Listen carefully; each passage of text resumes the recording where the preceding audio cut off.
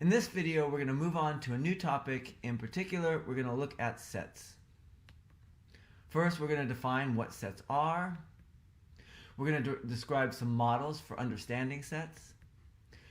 And we're going to use these models to describe particular sets. And then we're going to discuss what it means to be the power set of a set. So first of all, a definition. A set is any collection of objects. And as I mentioned before, by objects we can mean physical objects like rocks and chairs, or we can mean more abstract things like numbers or matrices or other mathematical concepts. And the objects in a given set are called elements of the set. So here are some examples, most of which, I think all of which actually that we've seen before. We have the set of people in our class. That's a set of objects is maybe not the best word to use, but the set of physical beings. We have the set of natural numbers. That's a more abstract one. That includes all the counting numbers starting with 1, 2, 3, 4, etc. And as you've noted, we've denoted that by n. We have the set of integers. That includes all natural numbers, the negatives of natural numbers, and 0, and we indicate that by z. The set of rational numbers we've talked about a little bit. That's the set of fractions of integers. That's denoted by q. And then we have the set of real numbers, and that includes both rational and irrational numbers, and we denote that by r.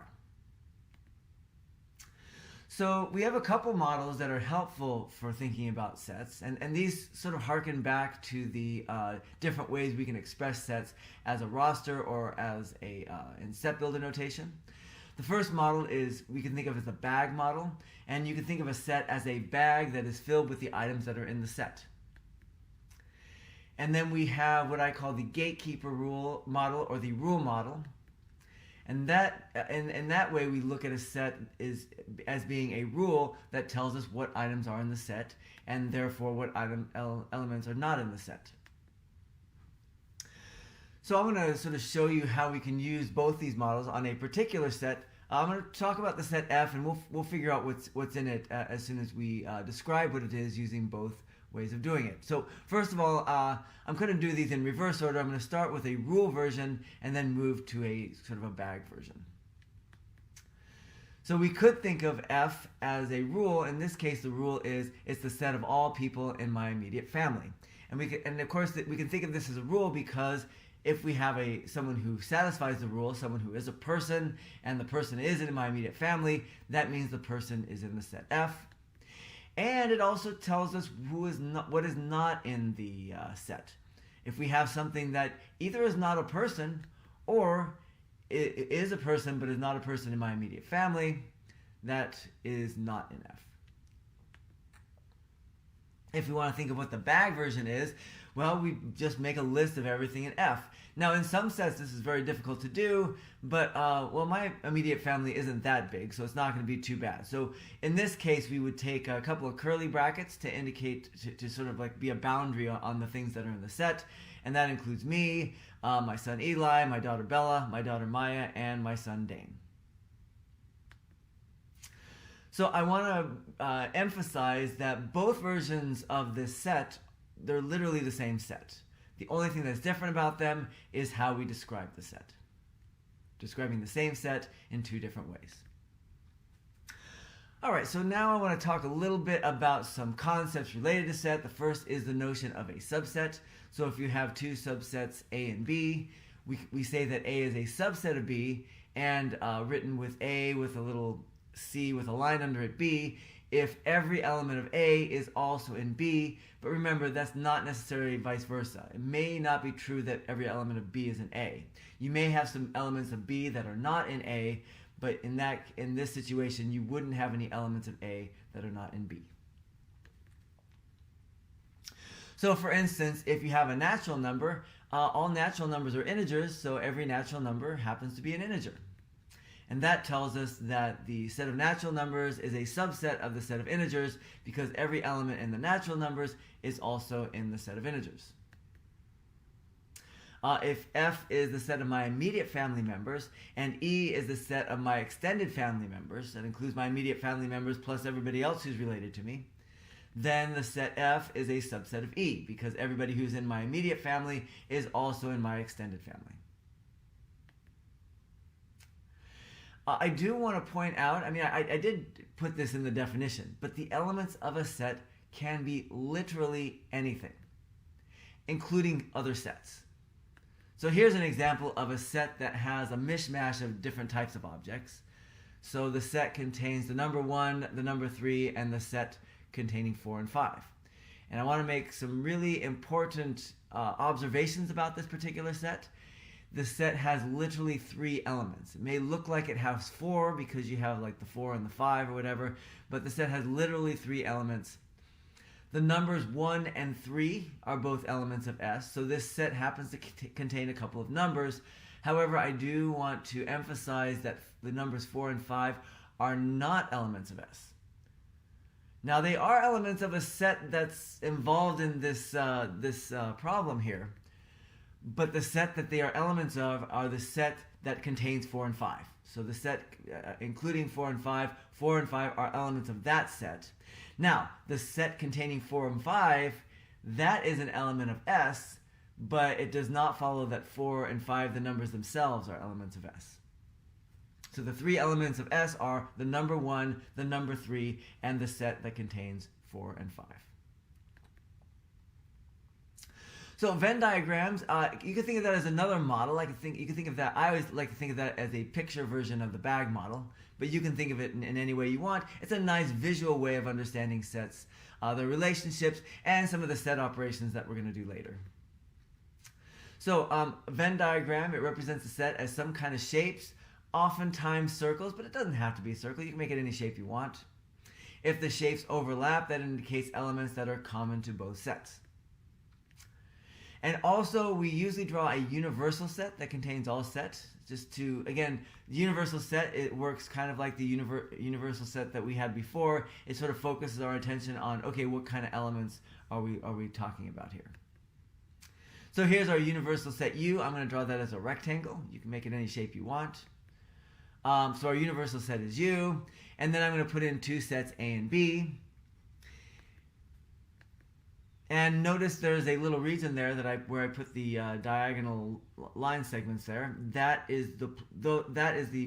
represents the elements that are common to both A and B. So anybody in that shaded area is an element of A and also an element of B. And anybody outside that shade area, but still within one of the circles, is in one of the sets but not the other.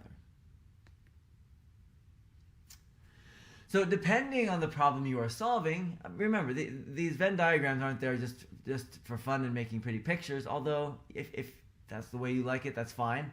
But they're also there to help us solve problems. So sometimes we might want to be flexible in the Venn diagram. So for instance, what if I have a situation where I have 2 sets A and B, but I don't have any elements of B that are not in A? In that case, this picture, as I've drawn it, is a little bit deceptive, because the part of B to the left of that or to the right of that intersection is isn't going to contain any elements. So what I might do, just to keep myself from getting confused, is I might put a little empty set symbol in there, right? The empty set symbol indicates that there are no elements in B that are not also in A. So everybody in that region where the empty set is, that place is devoid of any elements. So that's not the only thing that you can do, but anytime you have any extra restrictions in your Venn diagrams, what you want to do is alter your Venn diagram so that they fit your situation.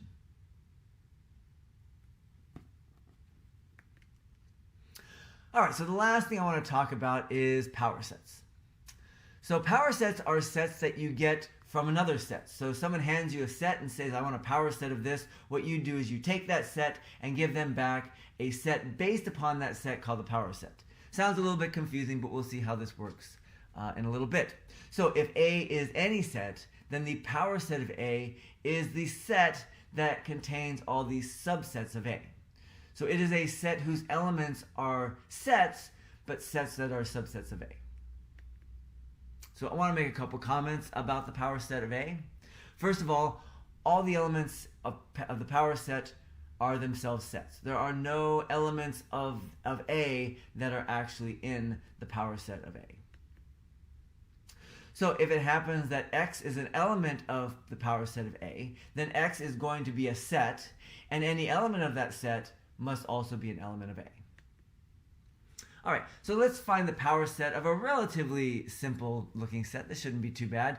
We're looking at A containing the two letters A and B. So A is a set, contains A and B, and we're going to find its power set, which means we're going to first look for all its subsets, and then we're going to toss that subset into a set themselves, and that's going to be our power set.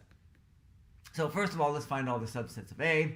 Well, let me see. So one way we can find a subset of A is take just one element, toss it in a set, and that's a subset. So if we just have the set that contains A, that's little a, that's going to be a subset of the set big A. If we take the set that just contains B, that's also going to be a subset of big A.